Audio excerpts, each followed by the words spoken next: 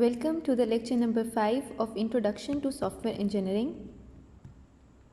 In the previous lecture, we have covered 3 process models, that is linear, incremental and evolutionary. In the linear model, we have covered the waterfall model. In the incremental process model, we have studied the RAD, that is Rapid Application Development, and in evolutionary process model, the spiral model was discussed. I hope the previous lecture is clear to all of you. In today's lecture, we will cover some other process models which includes specialized process models, component-based models, aspect-oriented models, formal methods, unified process model, and process versus product. So let's start with the specialized process models. First of all, it is need to discuss that what the specialized process model is. Specialized process model actually combination है दो या दो से ज़्यादा conventional models का, जो models already exist कर रहे हैं या जो ट्रेडिशनली यूज़ हो रहे हैं. अब जो स्पेशलाइज्ड प्रोसेस मॉडल हम लोग कवर करेंगे that is waterfall model with prototype, यानी इसमें वाटरफॉल मॉडल और प्रोटोटाइप मॉडल के कॉम्बिनेशन को यूज़ किया गया है.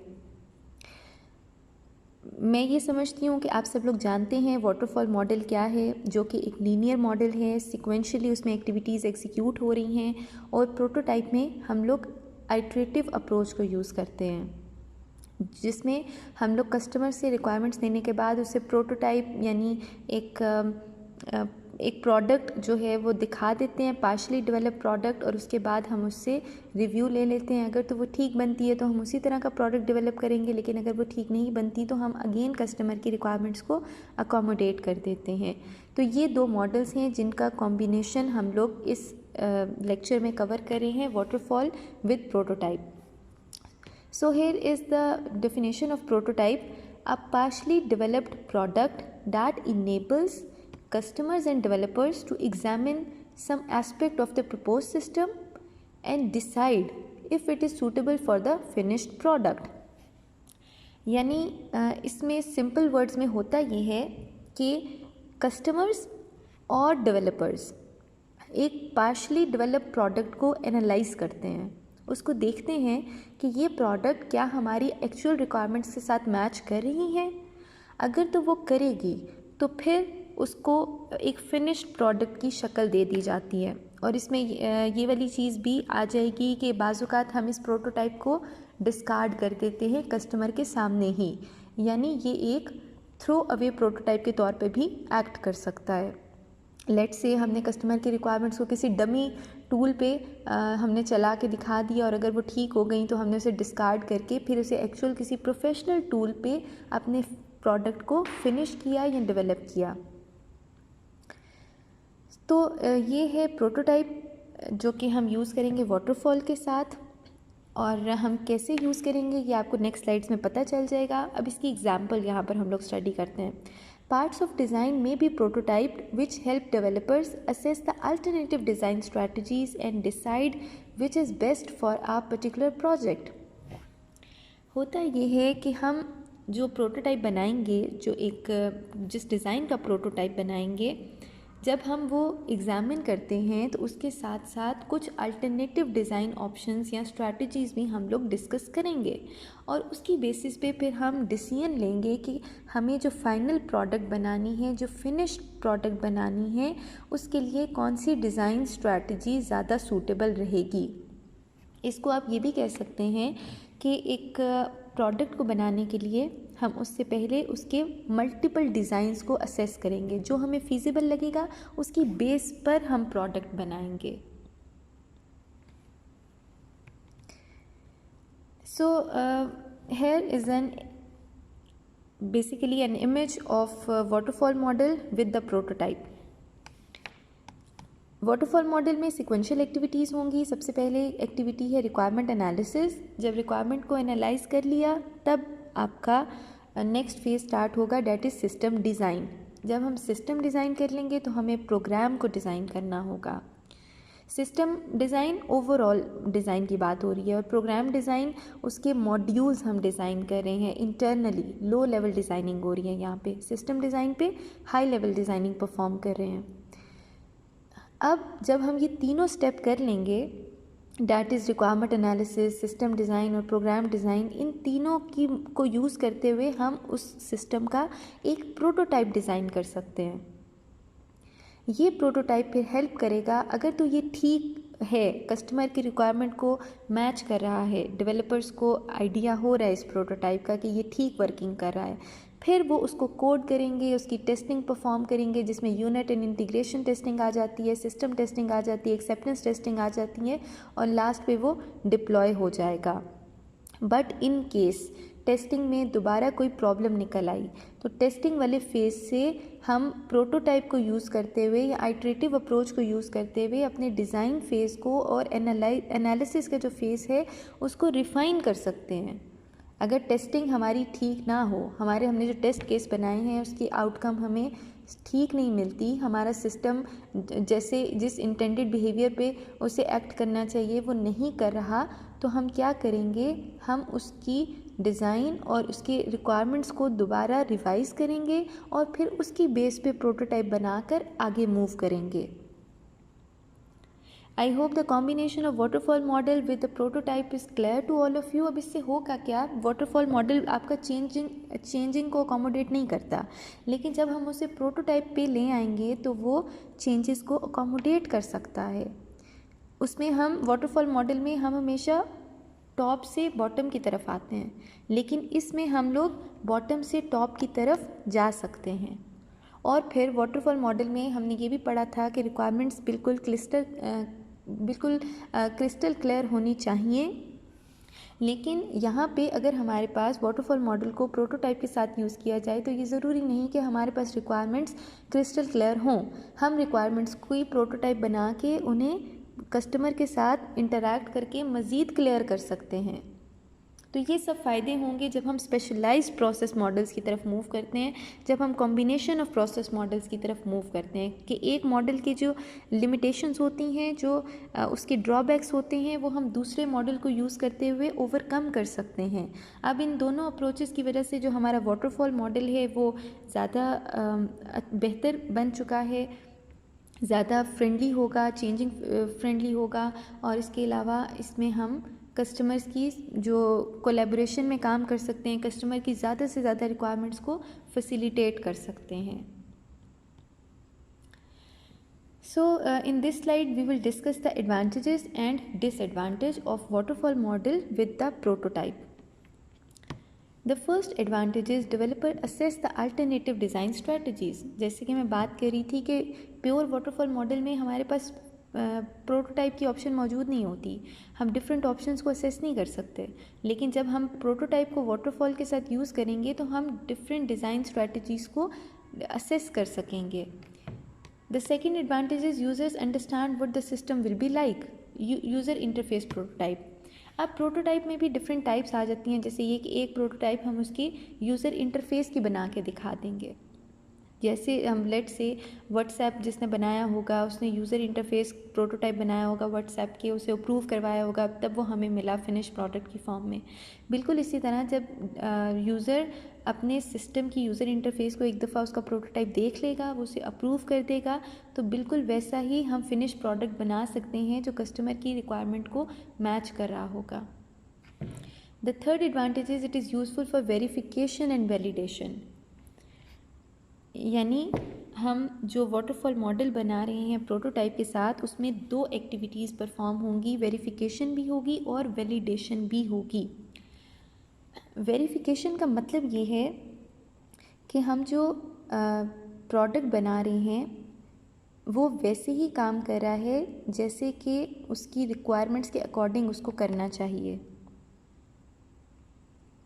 लेट्स से अगर एक रिक्वायरमेंट है जिसका काम लॉगिन करना है, तो वेरिफिकेशन का मतलब होगा क्या आपका मॉड्यूल लॉगिन कर रहा है, जो उसकी रिक्वायरमेंट थी क्या वो उनको मीट कर रहा है।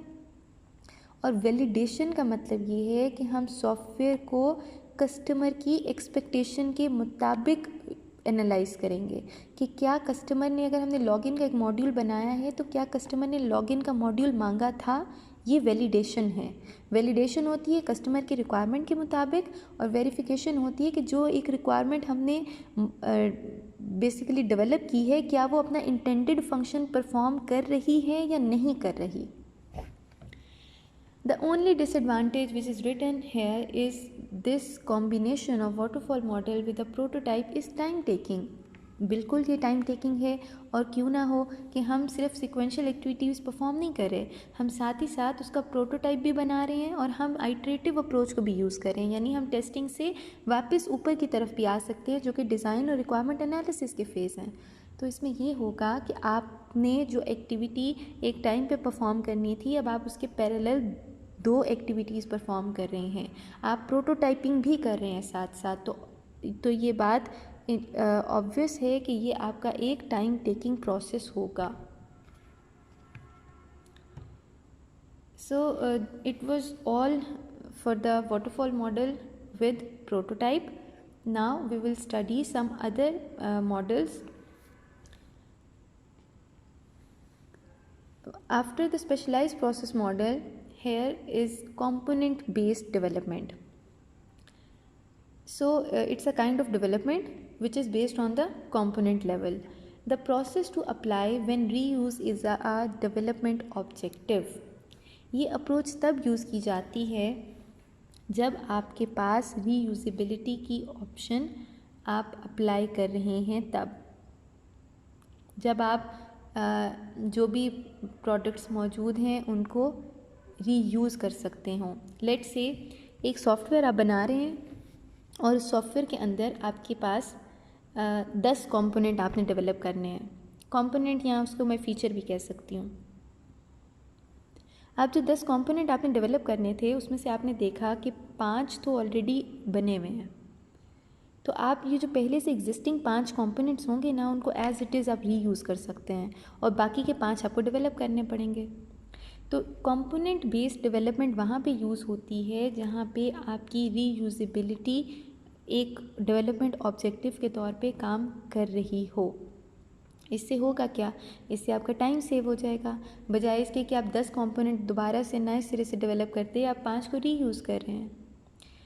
तो कंपोनेंट बेस्ड, मॉड्यूल बेस्ड आप कह सकते हैं, फीचर बेस्ड डेवलपमेंट, इसमें हम रीयूजेबिलिटी को इंश्योर करते हैं। Then comes the formal methods. Formal method emphasize the mathematical specification of requirements. Formal methods में क्या होगा कि आपका जो एक मॉडल हम बना रहे हैं, लेट्स से हम एक UML बेस्ड एक डायग्राम बना रहे हैं, तो फॉर्मल मेथड्स में हम सेम डायग्राम को मैथमेटिकल स्पेसिफिकेशन यूज़ करते हुए मॉडल कर सकते हैं। हम बेसिकली मैथमेटिकल स्पेसिफिकेशन को मैप करते हैं इस UML डायग्राम पे, और फिर उसकी मैपिंग के थ्रू हम एक फॉर्मल मॉडल बना देंगे फॉर्मल मेथड को यूज़ करते हुए।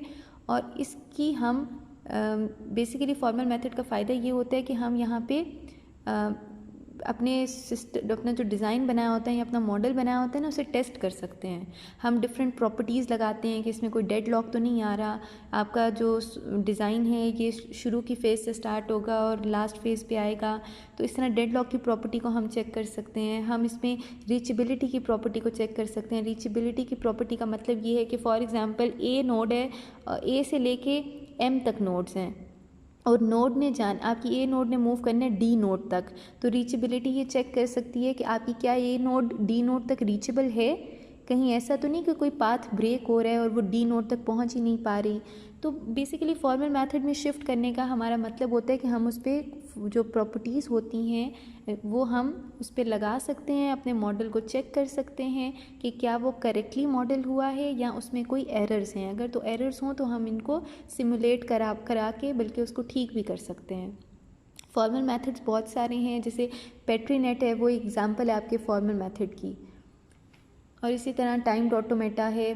बहुत सारे फॉर्मल मेथड्स एग्जिस्ट कर रहे हैं आपके पास, और ये बहुत टाइम पहले से, चूँकि मैथमेटिकल ऐसी चीज़ हैं स्पेसिफिकेशंस जो कि बहुत टाइम से यूज़ हो रही हैं, तो आपके फॉर्मल मेथड्स भी बहुत पुराने हैं जो कि यूज़ हो रहे हैं, और उसके साथ साथ with the passage of time कुछ नए मॉडल्स भी इवॉल्व हो रहे हैं।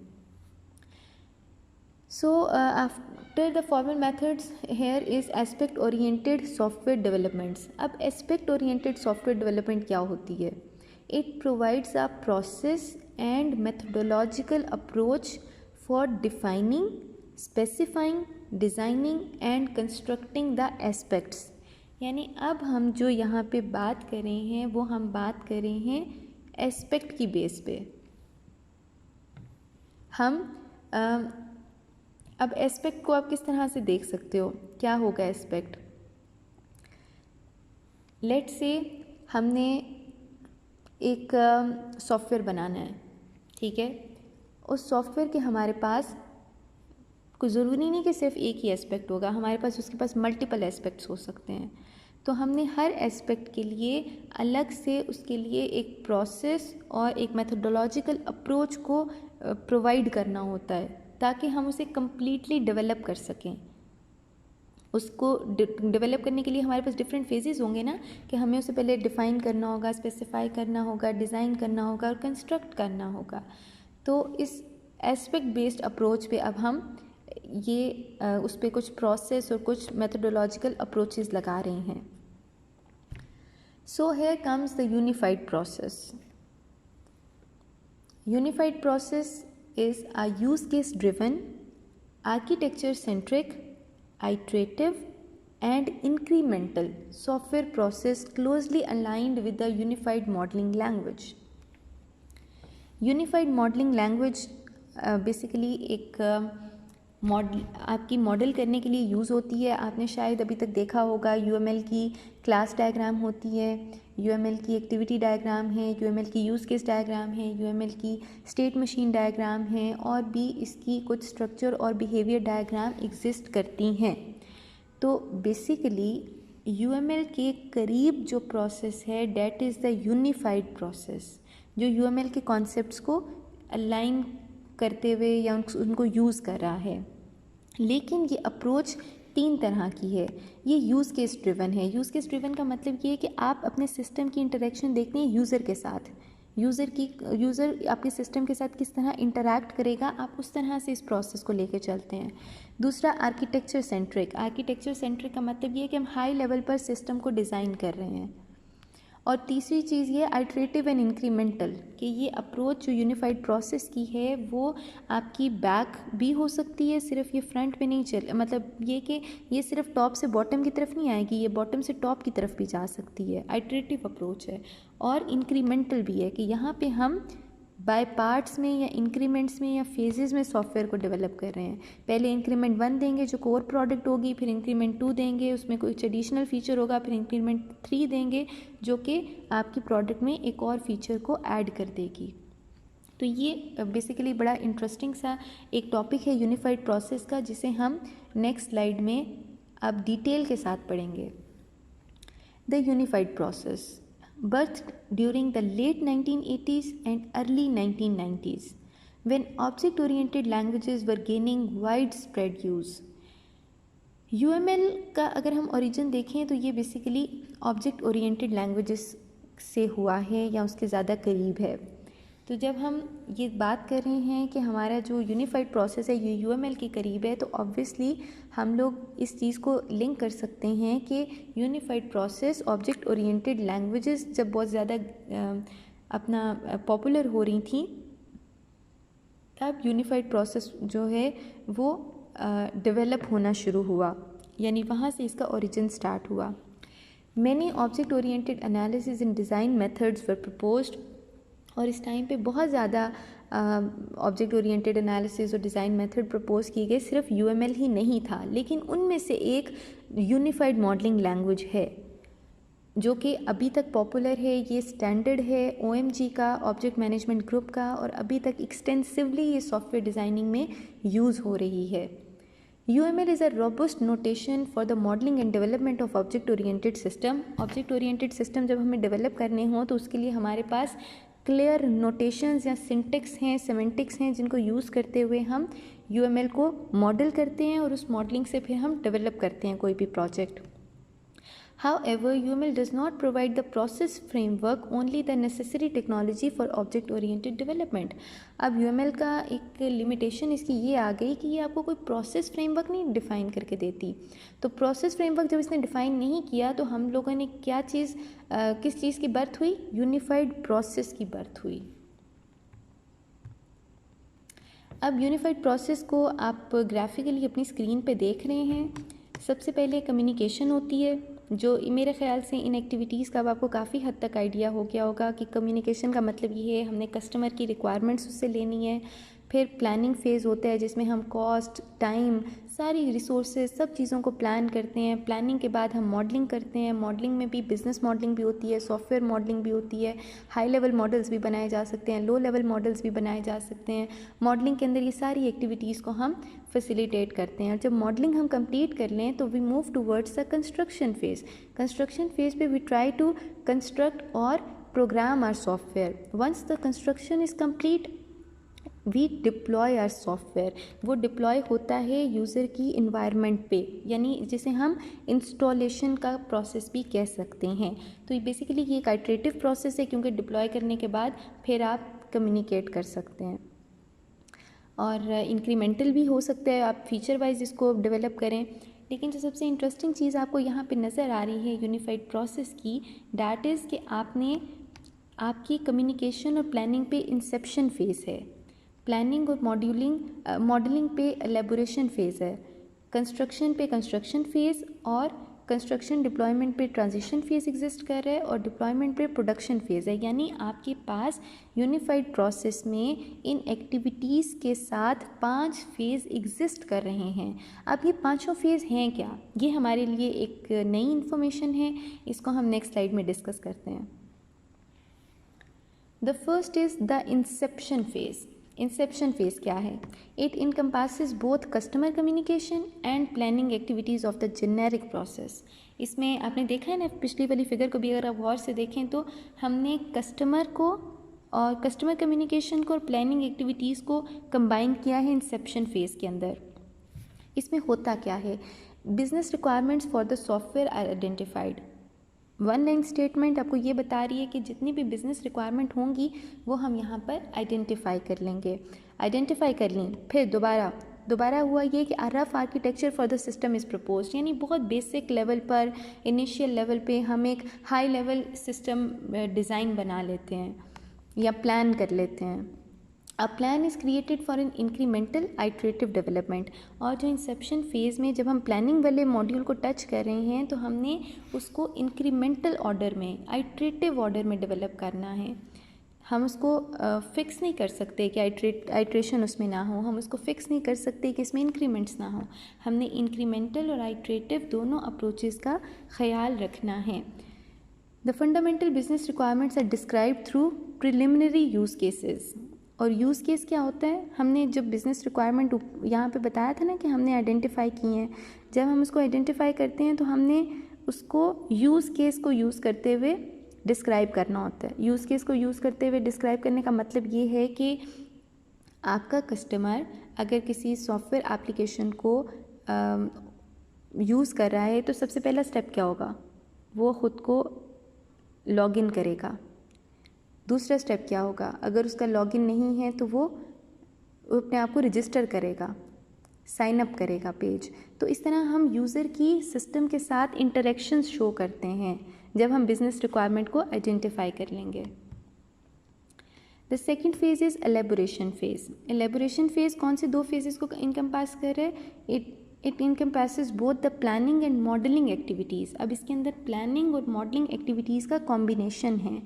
रिफाइंस and expands the preliminary use cases. अब इसमें हो क्या रहा है कि हमने जो यूज़ केसेस बनाए थे पहले इंसेप्शन फेज़ में, उसे हम रिफ़ाइन करेंगे। और किस तरह से रिफ़ाइन करेंगे?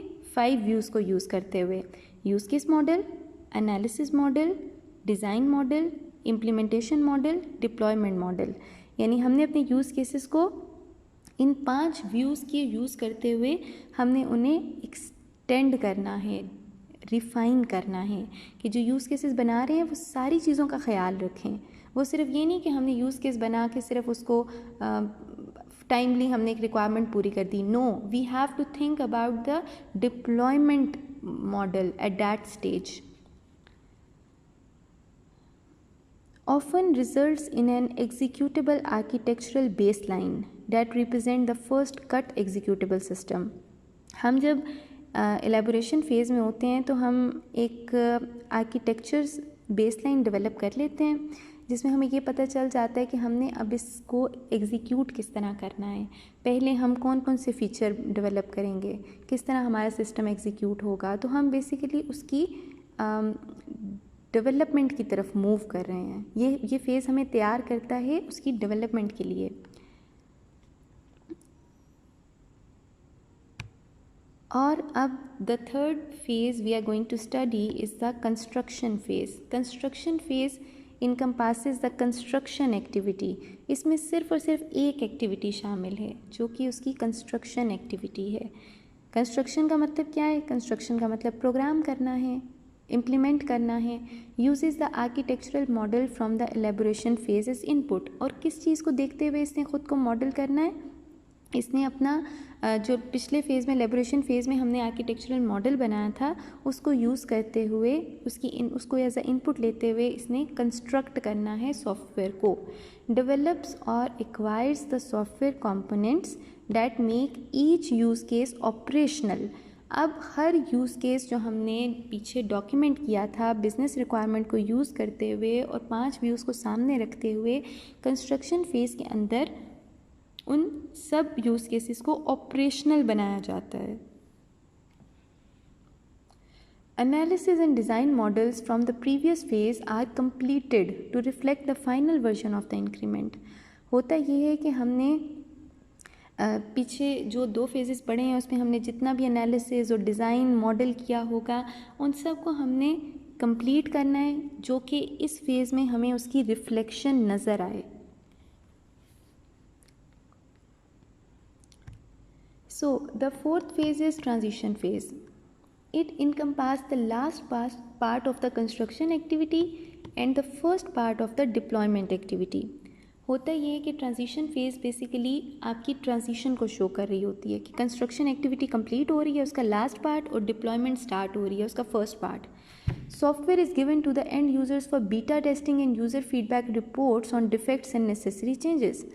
इसमें होता ये है कि आपको जो सॉफ्टवेयर है वो एंड यूज़र को दिया जाता है. बीटा टेस्टिंग मुझे लगता है आपने ये टर्म पहले भी सुनी होगी जिसमें सॉफ्टवेयर आपको यूटिलाइज़ करने के लिए दिया जाता है. उसमें अगर कोई बग्स हों तो वो आइडेंटिफाई होते हैं, डिफरेंट यूज़र उसको अपनी अपनी इन्वायरमेंट पे यूज़ करेंगे और वो बग्स रिपोर्ट करते हैं. जो फिर आपकी जो टीम है वो उन बग्स पे काम करेगी, उन एरर्स को रिमूव करेगी और आपका सॉफ्टवेयर बीटा टेस्टिंग से पास हो जाएगा. The software team create necessary support documentation. और जब ये यूज़र को दिया जाता है तो सिर्फ ऐसे ही नहीं यूज़र को पकड़ा दिया जाता है, उसके साथ user manuals, trouble shooting guides, installation procedure, सारी जो चीज़ें हैं वो फॉरवर्ड कर दी जाती हैं. At the conclusion of this phase the software increment become a usable software release. जब ये ट्रांजिशन फेज़ ख़त्म होता है तो हमारे पास एक इंक्रीमेंट जो कि कोर प्रोडक्ट को यूज़ कर रहा होगा वो हमें मिल जाता है. The last phase is the production phase. What happens in the production phase? It encompasses the last part of the deployment activity of the generic process. बिल्कुल जो last part होगा deployment activity का वो आपका production phase है. Ongoing use of the software is monitored in this phase. इस phase में हम जो करंटली सॉफ्टवेयर चल रहा है, काम कर रहे हैं, हम उसको मॉनिटर करते हैं, उसे ट्रैक करते हैं, देखते हैं कि हमारे सॉफ्टवेयर की क्या रेटिंग आ रही है, लोग इसे कितना पसंद कर रहे हैं या कितना उसे लाइक कर रहे हैं, डिसलाइक कर रहे हैं. Support for the operating environment is provided. Also अगर हमें कोई ऑपरेटिंग इन्वायरमेंट का सपोर्ट चाहिए तो प्रोडक्शन फेज़ में वो भी प्रोवाइड किया जाता है जो कि आपके सॉफ्टवेयर को फैसिलिटेट कर रहा हो. Then defect reports and request for changes are submitted and evaluated. जब हम सॉफ्टवेयर की एक्टिविटी को, उसकी प्रोग्रेस को मॉनिटर कर रहे हैं तो हम ये भी देखेंगे कि आपके यूज़र को जो डिफेक्ट्स फेस करने पड़ रहे हैं वो हमने उन डिफेक्ट्स को रिपोर्ट ठीक तरीके से करना है और उन्हें करेक्ट भी करना है, क्योंकि जिसको हमने सॉफ्टवेयर देना है यूज़ करने के लिए, if the customer is not happy then what is the use of the developed software. तो प्रोडक्शन फेज़ बेसिकली इन चीज़ों को इंश्योर करती है, आपके सॉफ्टवेयर की मॉनिटरिंग करती है। This concept computer aided software engineering, what it is. Case is the name given to the software that is used to support software process activities such as requirement engineering, design, program development and testing. Case का लफ्ज़ हम तब इस्तेमाल करते हैं जब हम software engineering की सॉफ्टवेयर को जब हम डेवलप कर रहे हैं और उसके अंदर जितनी एक्टिविटीज़ हैं उनको परफॉर्म करने के लिए हमें जो सपोर्ट चाहिए, जो टूल्स चाहिए, वो हमें केस के थ्रू या कंप्यूटर एडेड ये बेसिकली एक अप्रोच है, उसके थ्रू हमें प्रोवाइड किए जाते हैं। इसमें सेट ऑफ टूल्स आ जाते हैं, इसमें हमारे एडिटर्स आ जाएंगे, कंपाइलर्स आ जाते हैं, डिक्शनरीज आ जाती हैं, डीबगर्स और बिल्डिंग टूल्स आ जाते हैं, बहुत से सिस्टम बिल्डिंग टूल्स होते हैं। तो ये सब चीज़ें जो हमें सॉफ्टवेयर को डेवलप करने के लिए यूज़ होती हैं, वो उन सब को हम डिफरेंट एक्टिविटीज़ पे ये यूज़ होती हैं, जैसे कि requirement engineering, design, development, testing. तो ये जितने भी टूल्स होते हैं, ये जितनी भी अप्रोचेज़ होती हैं, इनको हम कंप्यूटर एडेड सॉफ्टवेयर इंजीनियरिंग कहते हैं, जो हमें कंप्यूटर की वजह से मिल रही हैं। In this slide, comparison of 4 main models we have studied so far is provided. First is original waterfall, second is the iterative model, third is the prototyping model and fourth one is the spiral model. चारों के हम लोगों ने कुछ common features लिए और उन features को लेते हुए हमने अपने मॉडल्स को एवेलुएट किया है। आप लोग अभी तक इन चारों मॉडल्स को स्टडी कर चुके हो। आई होप आप जब ये स्लाइड देखेंगे तो आपको समझ में आएगी। This is your self study slide, इसे आप पढ़ें। अगर इसमें से कोई चीज़ आपको समझ में नहीं आती तो वो मैं आपसे डिस्कस करूँगी। Let's say we talk about the requirements. जब हमने वाटरफॉल डेवलप किया था, जब हमने वाटरफॉल पढ़ा था, तो हमने ये देखा कि इसके थ्रू अगर आपने सॉफ्टवेयर बनाना है तो आपको रिक्वायरमेंट्स कम्प्लीटली अंडरस्टूड होनी चाहिए, क्योंकि इसमें हम बैक ट्रैक नहीं कर सकते, पीछे नहीं जा सकते, चेंजेस नहीं अकोमोडेट कर सकते। लेकिन आइट्रेटिव का फ़ायदा ये है कि रिक्वायरमेंट्स अगर आपको ठीक से नहीं भी पता तो you can develop your software. आप फिर कस्टमर से कम्युनिकेट करें, फिर उसे डेवलप करें, फिर नहीं ठीक बनता कस्टमर से कम्युनिकेट करें। तो रिक्वायरमेंट्स अगर ठीक से कस्टमर को भी नहीं भी पता तो आप आइट्रेटिव अप्रोच के थ्रू उससे रिक्वायरमेंट्स को डिस्कस करके उसे रिफ़ाइन कर सकते हैं। Same is the process with the prototyping model. Prototype में भी ऐसा होता है कि अगर कस्टमर को रिक्वायरमेंट ठीक से भी नहीं पता, उसे प्रोटोटाइप बना के दिखाएं, उससे रिक्वायरमेंट्स लें। और जो फोर्थ मॉडल है स्पाइरल मॉडल, उसमें भी हमें रिक्वायरमेंट्स पहले से अच्छे से पता होनी चाहिए। क्यों? क्योंकि ये एक बहुत एक्सपेंसिव मॉडल है। ऑल्दो ये आइट्रेटिव और इंक्रीमेंटल है, लेकिन फिर भी हम इसमें ये अज्यूम करते हैं कि ये क्योंकि एक्सपेंसिव मॉडल है तो इसको अगर हम यूज़ कर रहे हैं तो हमें रिक्वायरमेंट्स का अच्छे तरीके से पता हो। Same happens with the few parameters, जिसमें चारों को हमने कंपेयर किया है। So have a look on it, इसे अच्छी तरह देखिएगा। So the last topic is the product and process. What is the difference between the process and a product? As written in the slide, a process is a series of steps designed to lead to a particular outcome or goal. Process एक series of steps होता है जिसको हम लोग use करते हैं किसी गोल को अचीव करने के लिए। अब जैसे देख लें, हमने सॉफ्टवेयर प्रोसेस मॉडल्स पढ़े हैं। क्यों हमने इन्हें प्रोसेस मॉडल्स कहा? क्योंकि इनमें सीरीज़ ऑफ स्टेप्स हम परफॉर्म कर रहे हैं। कोई भी मॉडल ऐसा नहीं था जिसमें हमने सिर्फ एक ही स्टेप परफॉर्म किया। हर मॉडल में हमने 4-5 एक्टिविटीज़, हम एक प्रोसेस से गुजरे हैं। इस वजह से हम इन्हें सॉफ्टवेयर प्रोसेस मॉडल कह रहे हैं। Whereas the product is the outcome और गोल ऑफ द प्रोसेस। अब प्रोसेस कंप्लीट करने के बाद हमें जो आउटकम मिलती है, दैट इज़ अ प्रोडक्ट। हमने वाटरफॉल सॉफ्टवेयर प्रोसेस मॉडल को यूज़ करते हुए अगर एक प्रोडक्ट डेवलप की है तो वो उसकी आउटकम है। Okay, it is static, solid, fixed in a single moment, a snapshot, usually an artifact created through the process.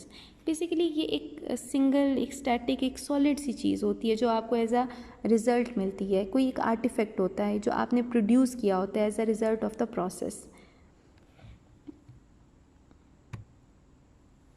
So in this lecture we have covered the specialized process model, which is a combination of two or more than two conventional models.